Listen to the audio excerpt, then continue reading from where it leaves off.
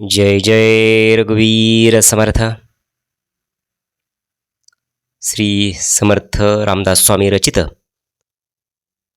श्रीमद दासबोध दशक 16वा समास 10 गुणभूत निरूपण नाम मध्ये समर्थांनी अत्यंत वैज्ञानिक आणि आध्यात्मिक दृष्टिकोनातून सृष्टीची रचना आणि ईश्वरी सत्तेचे महत्त्व स्पष्ट केले आहे. या समासाचा संपूर्ण गर्भितार्थ खालील मुद्द्याच्या आधारे समजून घेता येईल. पंचभूती आणि त्रिगुणाचे अवधूत. समासाच्या सुरुवातीलाच समर्थ स्पष्ट करतात की संपूर्ण जग पंचमहाभूताच्या हालचालीवर अवलंबून आहे. शिष्याचा प्रश्न असतो की जर सर्व काही पंचभूतेच करतात तर सत्व, रज आणि तम हे त्रिगुण कुठे गेले? समर्थांचे उत्तर महत्त्वाचे आहे. अंतरात्मा हे पाचवे भूत असून त्रिगुण हे त्याचेच अविभाज्य अंग आहे. म्हणजेच सृष्टीतील प्रत्येक जड आणि चैतन्यमय गोष्ट ही पंचभूती आणि त्रिगुणाचेच मिश्रण आहे. सृष्टीचे संतुलन. समर्थांनी निसर्गातील विरोधाभासातून होणाऱ्या संतुलनाचे सुंदर वर्णन केले आहे. जर जगात फक्त शीतलता असती तर सर्व जीव गोठून मेले असते. जर जगात फक्त उष्णता असती तर सर्व काही जळून खाक झाले असते.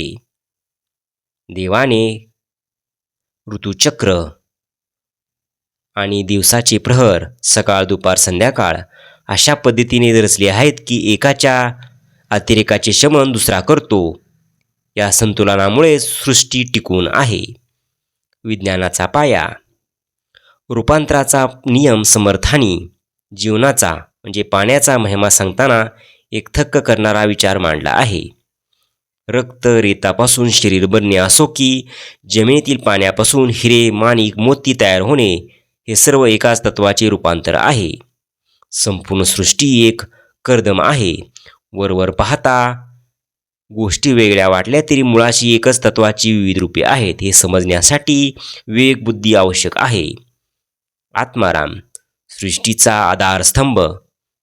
ज्याप्रमाणे प्राणाशिवाय शरीराला प्रेत मानले जाते तसेच आत्मतत्वाशिवाय या अफाट विश्वाला काहीच किंमत नाही.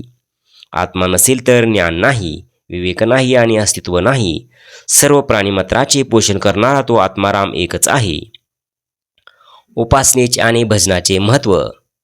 समासाच्या शेवटी समर्थ व्यवहारी आणि पारमार्थिक सल्ला देतात. ज्याच्या पाठीशी समर्थाचे अधिष्ठान नाही त्याला जग छळते. केवळ कोरड्या चर्चेने देव कळत नाही. त्यासाठी साधना आणि अभ्यासाची जोड हवी.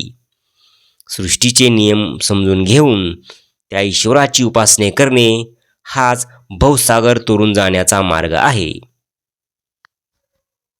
थोडक्यात या समासाचा गर्भितार्थ असा आहे की निसर्ग हा नियमाने आणि संतुलनाने बांधलेला आहे.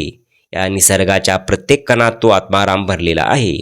माणसाने सृष्टीचे हे गुपित ओळखून अहंकार सोडून त्या परमात्म्याची उपासना करावी तरच जीवनाचे सार्थक होते. जय जय रघुवीर समर्थ.